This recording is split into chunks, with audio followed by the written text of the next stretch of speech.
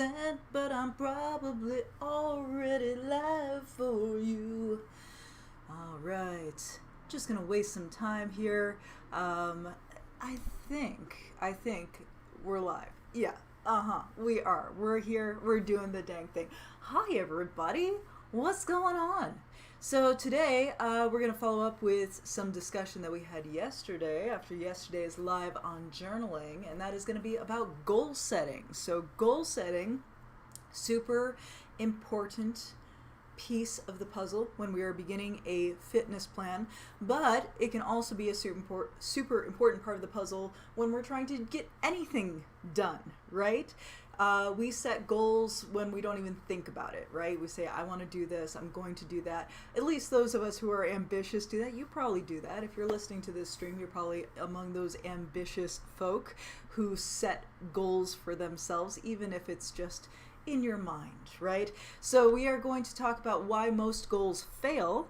We're going to talk about the two parts of making sure that you've got a bulletproof goal as you're going into actually achieving those goals, right? Because setting a goal is one thing. Achieving it that's the part we want. That's the part that can be easier said than done, easier planned than executed. And we want to make sure that we're getting in and actually reaping the benefits of all of our hard work.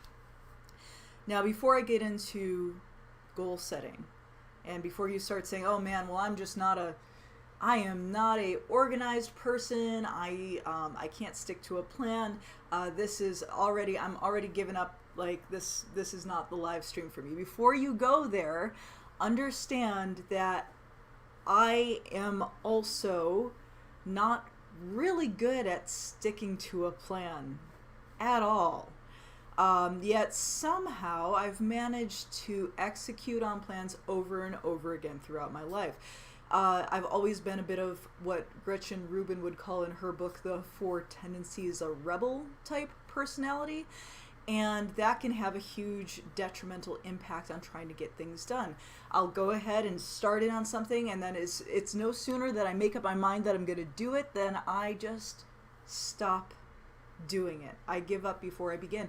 Or maybe you're the thinker type. Maybe you think about it so much you already get exhausted just from the thinking about doing it, and in part it kind of feels like you already did it because you spent so much effort and energy on the thought process of getting it all planned out and getting it ready to go. So we're going to first in this live stream talk about the SMART goal setup, which I'm sure any of you who have worked in corporate America have heard of a SMART goal, and the acronym can stand for a couple of different things depending on who you are. So we're going to get into setting SMART goals. If this is all new information to you, bring out your pen and paper and get ready to learn some stuff. Yeah, it's going to be awesome.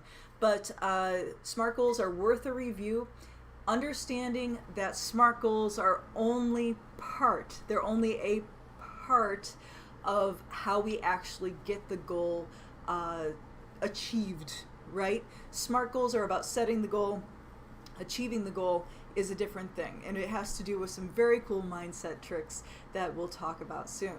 Okay, so let's talk about SMART goals. The Nerd Gym's SMART goal setting module is in Nerd Gym Secrets. So those of you who are watching who are already current members, you can go into nerdgymsecrets.com. That's our private site, and log in, and all these materials will be there for you if you want to review, so you don't have to write anything down. If you're not yet a member, you should probably do that because the Nerd Gym is awesome. We are the gym that comes to you. Go to thenerdgym.com to sign up. We use Patreon, so it's a sliding scale system. Sign up for what you can afford. Without further ado, SMART goal setting. Okay, so setting specific goals is the first step in turning the invisible to the visible. So setting specific goals, narrowing down what it is we want to accomplish. One of the hardest parts about goal setting when we're starting off in something new is we don't even really know specifically what we need. The very first part of brainstorming comes kind of before we can set a specific goal, and that is to think about like, okay, what do we want to achieve? What is the end result? Okay, so I will use fat loss as an example because it is, in my world, the most common thing we set goals around, and it's complicated. So we're gonna use that same example throughout this particular presentation. Now, that is not to say that I think that you should necessarily lose fat or that everybody should lose fat. It is a very individual thing. It's a very personal goal whether or not you want to do that, but we are going to use that as the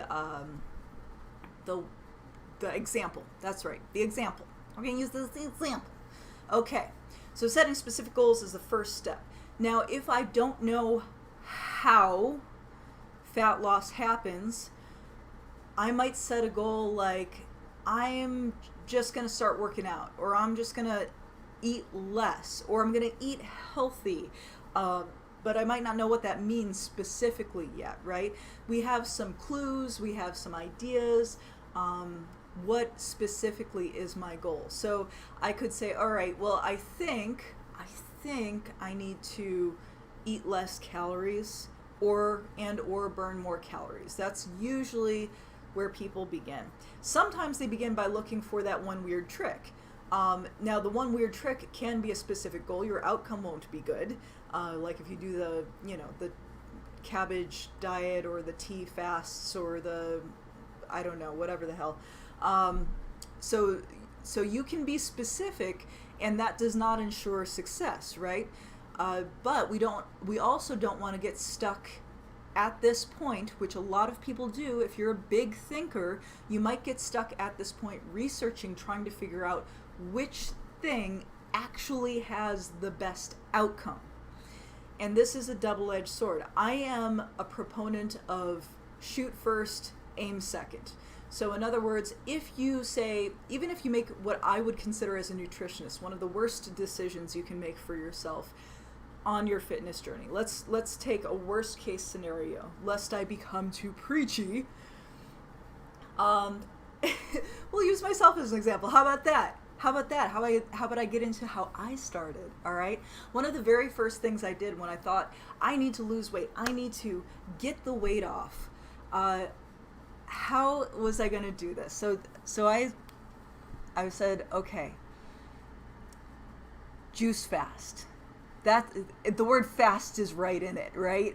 Juice fast. I am going to lose weight so fast on this juice fast. I'm not going to eat any food because food makes you get fat, right? That's what I thought, y'all. Okay? And so I was like, okay, I'm going to go on this juice fast. And I was so hardcore about it, right? So this is a specific goal. So this actually meets the criteria of our SMART goals. Specific goal, I am going to go on a juice fast. The rules are, I will not eat anything. I will only drink my food. So vegetable juice, fruit juice, just drinking it, and lots of water. That part was good. Water's good. Hydration is good. I did this for 3 weeks. I got nauseous, I got diarrhea, I got sick, I got constipated, and all the while I was believing the lie that, oh, it's toxins leaving your body. That's why you're having explosive diarrhea. It's because it's toxins leaving your body. This myth is still perpetuated for a lot of products and fad diets. So I believed this, right? Because I didn't know anything. You don't know what you don't know, people, okay? But it was a specific goal. I could get into it right away. And yeah, I learned a lot from that. Number one thing I learned is don't do a juice fast. In addition to being incredibly ill for most of this fast and my body entirely rebelling against me, I gained 10 pounds. I gained 10 pounds in 3 weeks. 10 pounds in 3 weeks. I was not trying to gain 10 pounds in 3 weeks. I thought it would be the opposite way. I thought I would lose weight. And I was so hungry all the time. I thought for sure that I was just going to have the pounds melting off my body because I was just so dang hungry. It was a miserable 3 weeks. But I learned a lot in that time. It led me to ask lots of good questions that later led me down the right path. So I could have spent the 3 weeks researching, trying to figure out, going down various rabbit holes on the internet and still not have gotten the information that I needed. Or I could have gone ahead, dove in, made horrible mistakes, and learned from those mistakes. So what I'm saying is, if you don't have good information, always do look for some good information first. If you're trying to do fitness specifically, just join the Nerd Gym. That's the simplest way for fitness stuff. But if you're doing something that you don't have good information for, just do something that you have some crappy information for. Follow a lead and get into it. So setting specific goals is the first step to turning the invisible into the visible. So we need goals to be actionable. Okay, that's super important. Having a vision of what you want to look like or where you want to be is great, but goals must be actionable. I cannot take action on lose weight. I can't think about it and be like, I mean, I guess I could take action on lose weight if I like hacked off my arm or something, right? That would lose me weight. Okay, so that brings us through specifics. So be specific about what you want. Get fit, for example, is not specific enough for a SMART goal.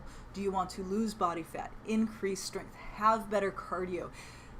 Zero in on one specific thing. We don't want to try to do all the things at once. And yes, a lot of times our goals do require multiple steps or multiple facets all at once. The more specific you can be about one thing you want to achieve at a time, the better. And then you can start layering these things, okay? They can layer over time. That's okay. So specific is terrific, and vague is a plague if we need a nice little rhymey whatchamahoosit to go with that. One accurate measurement is worth 1,000 expert opinions. I love this quote. One accurate measurement is worth 1,000 expert opinions. So you need to find the metrics that you are going to measure along the way of your fitness journey. Okay, so if your goal is fat loss specifically, weight on the scale probably isn't enough. You probably also need to do some circumference measurements so you can estimate your body fat percentage. So there's different ways of doing that, but essentially we don't want to go by just one metric that is flawed. We need at least a couple to get that body fat percentage to kind of triangulate onto that. But whether or not, a bunch of people say, oh yeah, you're looking good, you may not feel that personally, or you might be making progress and have no idea and think that what you're doing is not working. This is very common for a lot of goals, not just fitness goals, but I would say especially for fitness goals, because it is such a gradual thing over time, whether that's fat loss or strength gains. The progress is gradual and it is not linear. It's not going to be a perfect upwards or downwards slope. It's going to have its spikes and its dips, whether that's strength training. So you want to make sure that whatever you're doing, you do accurate measurements. That is super important. One of the reasons why I really didn't do well on that juice fast and why I did it for so long was because I was going by weight on the scale. I was weighing in at inconsistent times of day, and I was also not taking circumference measurements. Fortunately, at the end of a 10-pound weight gain, I could actually feel it in my pants that were snug but not too tight at the beginning of this 3-week experiment. I had my gut spilling over at the end of the 3-week experiment. By having very little in my stomach at any given time, I falsely was under the impression, especially from like pooping my guts out, basically, that because I weighed less, I was actually losing body fat, but I was losing liquid. I was losing. There was a lot of gastric emptying happening. That's really common with the beginning of a fat loss journey. So we want to make sure that we are measuring more than one thing, and that what we're measuring, we go by that. Don't worry about the opinions of people or yourself. Even your opinions can be flawed and colored by your own personal biases. So we want to make sure that we are definitely getting in and doing more than that. So that brings us to the next part. Measurable. Your goal must be measurable. Okay? If your goal is losing body fat, you must measure your body fat. If your goal is increasing strength, you must measure your strength. There are many ways to measure things. Pick a measurement that makes sense and is easy to take. That's the other thing. You don't want it would be great if we all had access to like a bod pod or something where they like submerge in water to get that super accurate body fat percentage measurement. I think they do them in Tucson here at the U of A for like $75 a pop or something like that. That's something I heard from somebody. If I'm wrong, let me know in the comments. If you do know where to get a bod pod measurement, let me know. But there again, that's something that most people just don't need to do. The barrier to entry is far too much. But if you're really interested, that's one way you can get a really accurate measurement. But for most goals, we want it to be an easy measurement to take so that we can take it along the way. One of the things that we're doing right now at the Nerd Gym is our cardio challenge. So we're taking our resting heart rate every day as a way to track progress over time, to see how we're doing with our cardiovascular improvements. And for that resting heart rate test, it's just taking your pulse on your own neck. You don't have to buy a fancy like chest strap or anything else. It's just counting the beats for a minute. So if your goal is losing body fat, you must measure your body fat. If your goal is increasing strength, you must measure your strength. There are many ways to measure things. Pick an easy measurement that makes sense and is easy to take, okay? To measure is a pleasure for nerds. So have fun with the measurement. Don't beat yourself up over it. This is a huge thing that a lot of folks go through.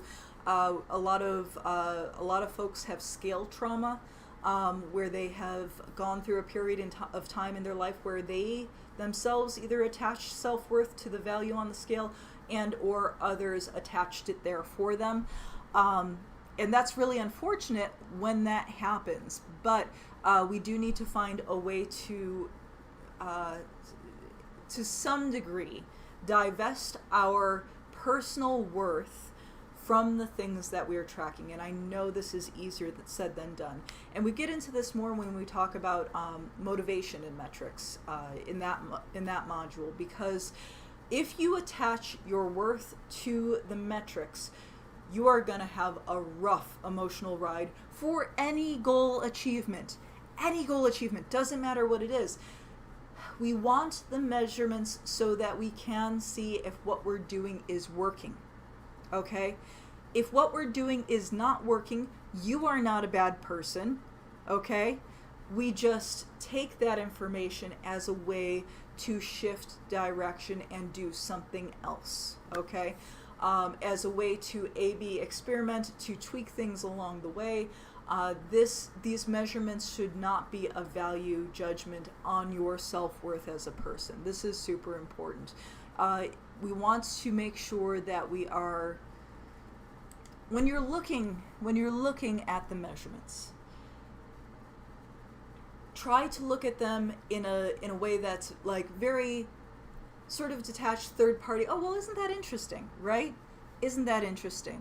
When I hear a statistics report on something that interests me out in the global universe, I don't take it as a personal weight on my shoulders of, oh my gosh, it's my responsibility to do something about that metric. And we have to do the same thing when it comes even to our personal goals and to our personal fitness, okay? So when you step on that scale, have some detachment. And this goes for wins as well as losses. So when it comes to using progress as a reward, that's just as problematic, because we don't want to attach that reward for constant progress, because you're going to get to a point where where not only do we want progress to slow or plateau, but where we're edging up, closing in on that goal, and we want whatever progress we're making to plateau, to stop.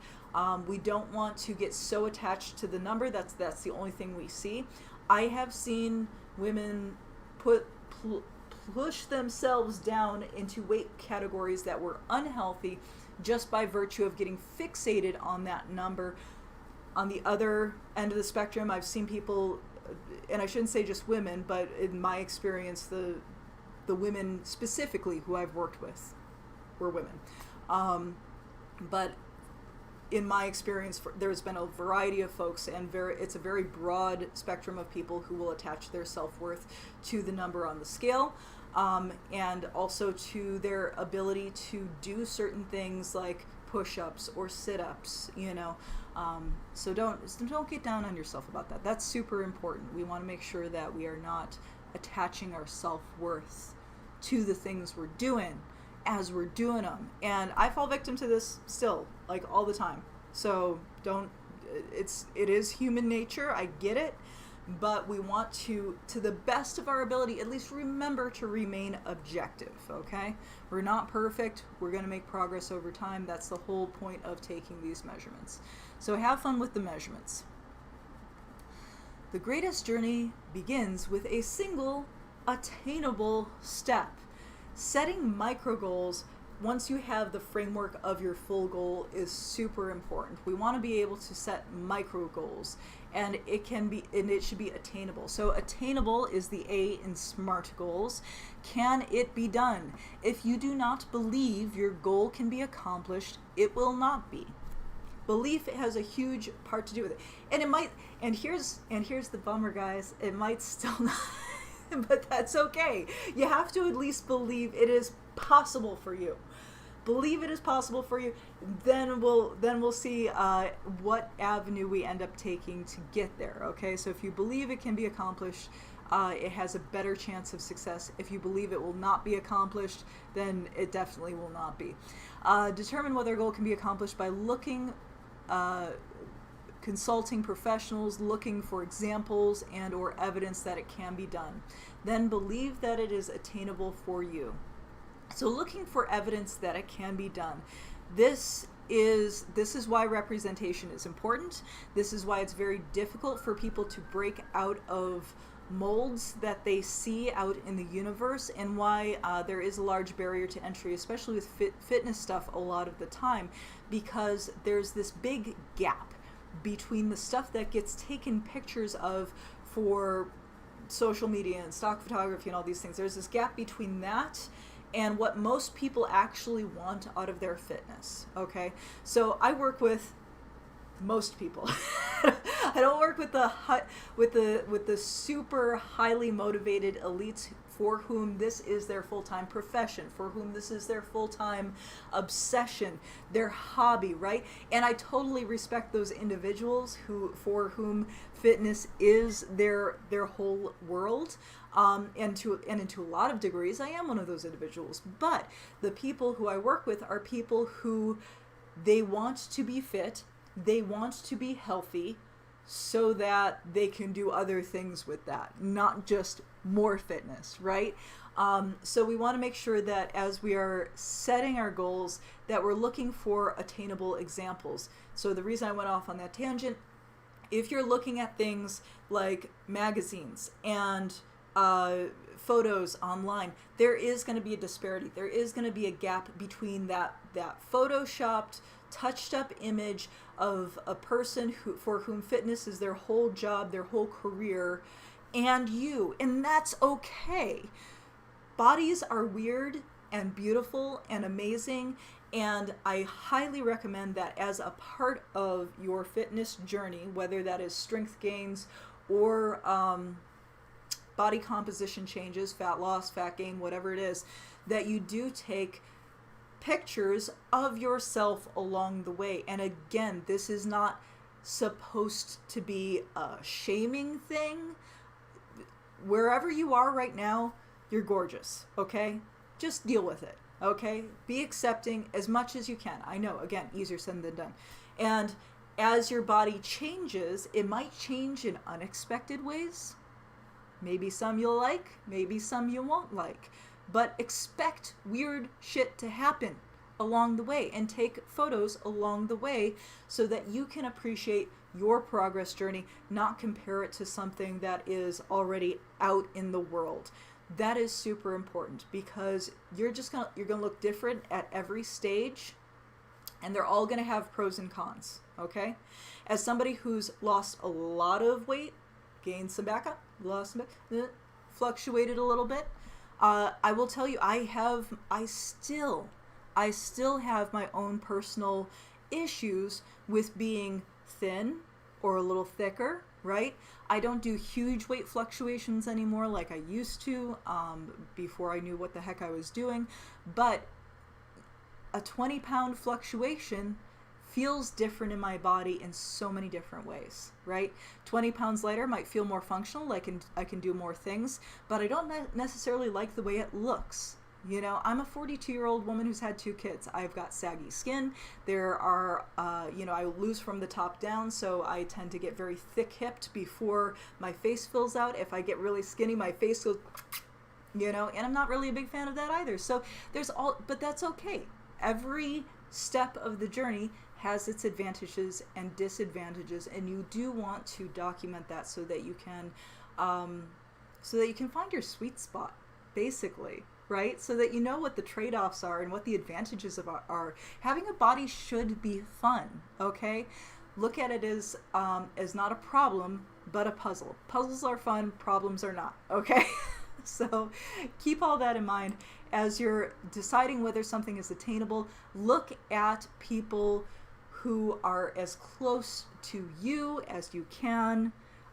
As far as, where you want to be incrementally along the way. Try to find real people as role models as much as possible. Representation matters. If you are a very large, heavy person, try to find people who are not super skinny to be your short-term role models. Like find the person who's, if you've got a fat loss journey, find a person who's maybe 20 pounds, 30 pounds, 50 pounds less than you, not 300 pounds less than you, okay? We don't want our aspirational goals to get too far ahead of us, so we want our goals to be attainable. So we might have a longer-term goal, and then the shorter-term goals are more attainable, the closer they get to us, right? So the closer they are to you right now, the more attainable they are. So set micro goals once you have your big, sweeping, massive goals sketched out.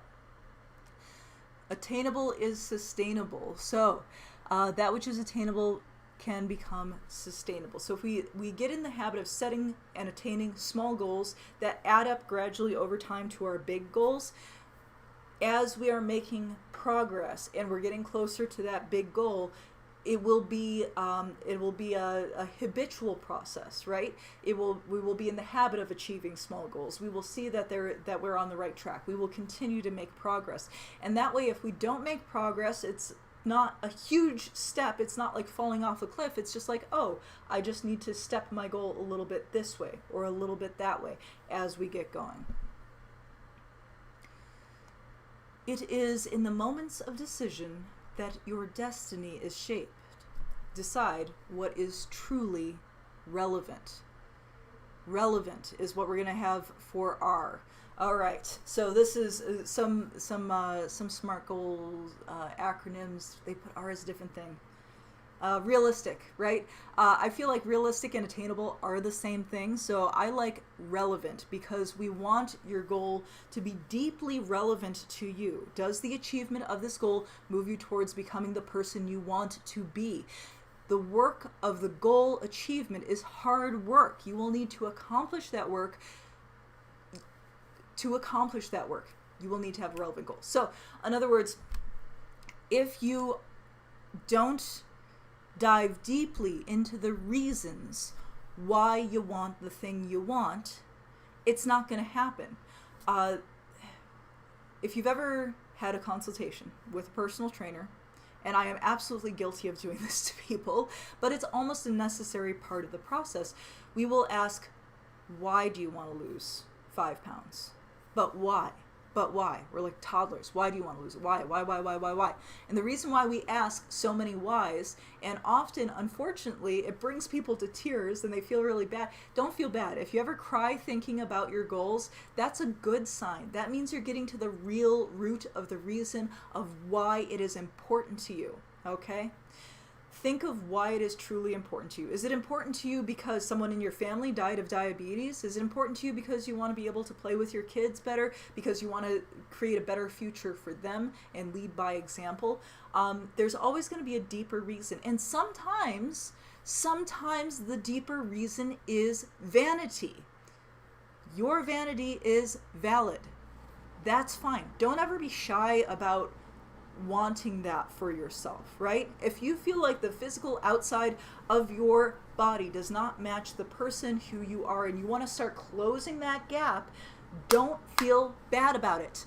Don't feel bad about it. If you want to start bringing, matching, meshing up the badass that you are with the physical self that you currently have, that is not a bad goal.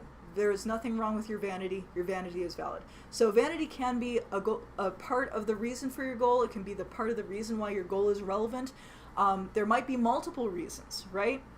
Maybe not only for your vanity, wanting to take control of yourself, wanting to recenter yourself. One of the things that that has helped me through this whole pandemic situation we're in here in 2020 is the fact that I do have some control over my own physical self and my own strength, okay? There's a lot of things that my perception of what I had control over were completely shattered, right? I had to completely restructure my business. We were a physical business in downtown Tucson. I had to change to being an online business. I had to change everything about everything that I was doing. My world has been shook, okay? Everything about my day has changed. All, like it's like being in a whirlwind. But one thing I absolutely have control of, this physical self, right? And taking some of that control back can be very empowering, is the right word, empowering. Okay, so find the reasons why. Why do you want this goal? Is it empowerment? Is it vanity? Is it family? For your family, for your friends, for the world around you? Maybe you're a teacher, or maybe you do good work in the world where you have to have a strong physical self so that you can take care of other people. There's always a good reason for your goals. Sometimes you might just not be aware of what it is yet, but there's a reason why you're seeking out better fitness, because it's hard. So if you know it's hard and you're seeking it out anyways, why? Find out why, and that will help drive you as you're going through your goal setting process. So your goals must be relevant. Action is the muscle, relevance is the skeleton. So the relevance gives structure to the actions that you take. And this will help you along the way, especially if the goals that you're trying to achieve are trial and error. Because I know for myself with my business, like why am I doing what I do? Because I want to help people, right? Anytime I've taken a step where it felt like, I don't feel like I'm helping people by doing it this way, it lets me know that I'm on the wrong path. Now, maybe if my skeleton, if my relevance, if my reason why for doing something I wanted to do in business was different, if it was like, I just want to have status or make the most money or whatever it was, and those reasons can be valid too, they're just not my reasons. If I was taking steps in those directions, it would have felt right. But if I take a step in those directions and my main thing is to help the specific kind of people that I love to help, then that's going to feel wrong, right? So action is the muscle. That's what we actually do. Relevance is the skeleton. It gives a framework to our actions. It restricts our actions in some planes of motion, and that's a good thing, okay? Time is more valuable than money. Invest wisely. So the T in SMART stands for time. time-bound goals are by far the most successful. So in other words, you want to create those goals that are actionable, small step goals, but you don't want to have an open-ended time frame with which to get them done. Once you have decided what you need to do, you need to set a time-bound goal for it. Okay? So for example, the whole reason I'm doing this live right now at 4:24 p.m. is that I told myself by the end of today I have to get a live out, even if it's terrible. I'm gonna try to do these daily for 30 days. I want to schedule them ahead of time. There's a lot of things that I want to do, but I said to myself I must get it out by the end of today. To see if the things that I'm doing with it are working. So time bound is this part of the 50s to 60s, and in general, the people I work with have been around the block a couple of times with trying and failing a couple of experiments, right? And it can be very painful to try to start again when you feel like you've wasted a bunch of time. So this is, again, why we want those smaller goals. Once we have our big overarching goal, we want those smaller actionable goals, and that is why we want to make sure we're taking small little steps in the right direction, that we have the framework. So all of these things kind of come together, and that we're not wasting our time. So that's super important. So make sure that you give yourself a good. That's why I like these challenges we do at the Nerd Gym. Like we're doing a 5-week cardio challenge right now. 5 weeks is not a long time when it comes to fitness programming. You can see progress in 5 weeks, but it is not. There's no time for messing around or half measures. If you don't fully do the program in that 5 weeks, you're not going to see a whole lot of results. So it really forces focus. It forces focus, and it forces achievement, which in turn gets you closer to where you want to be, and that's always encouraging.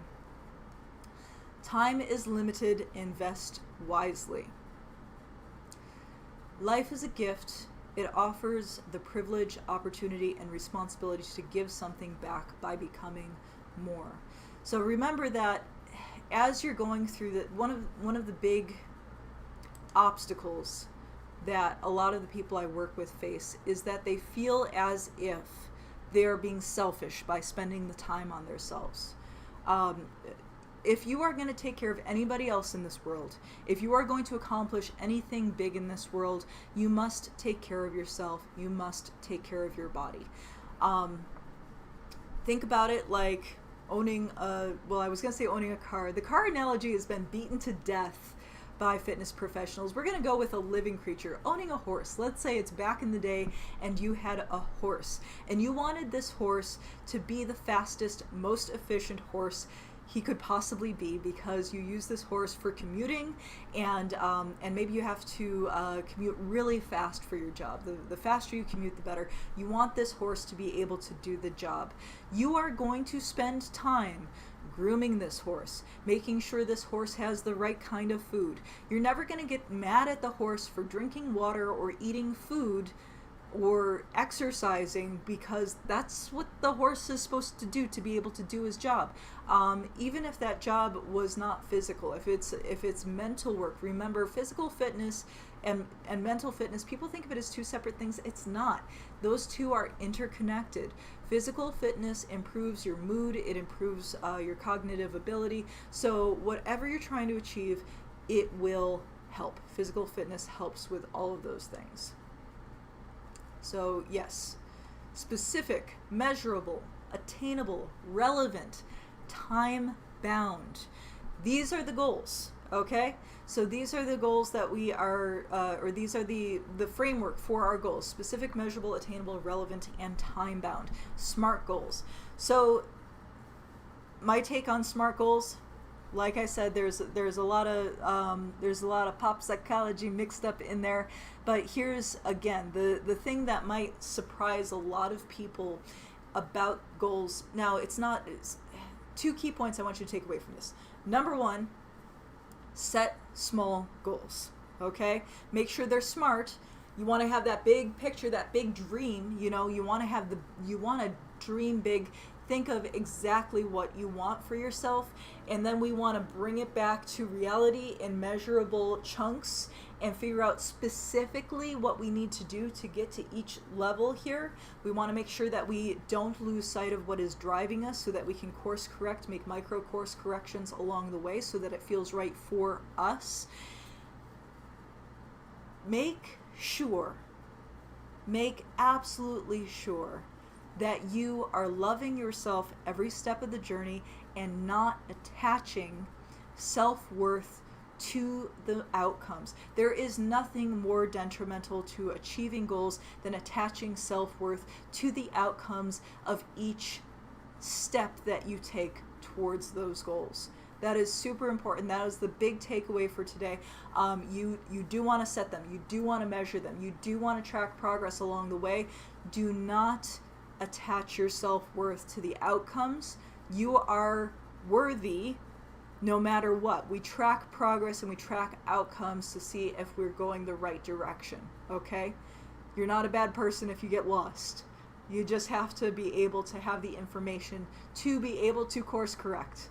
Closing your eyes and not looking at the map isn't going to get you less lost. Realizing that you had the map upside down is going to help.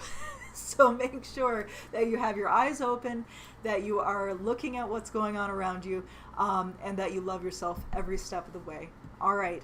I will see you on the next one. Hope you enjoyed this live stream. Be sure to, if you have questions, if you have things that you want answered, if you're a member of the Nerd Gym, you can go ahead and message me on Patreon.